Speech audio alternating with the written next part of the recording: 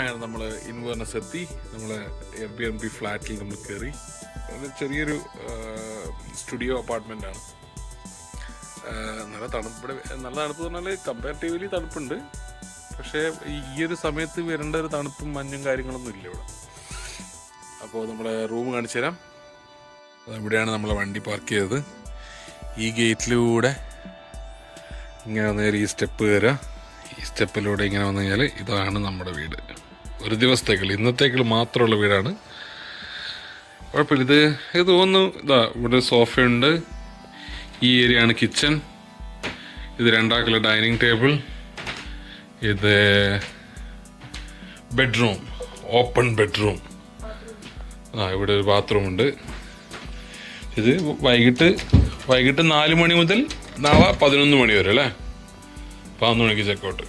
അതിന് നാട്ടിലെ എത്ര വർഷം കൊടുത്തിട്ട് നമ്മൾ 5000, 50 പൗണ്ട്. അപ്പോൾ ഇതാണ് സംഭവം. കുഴപ്പമില്ല, അത്യാവശ്യം രസമുണ്ട്.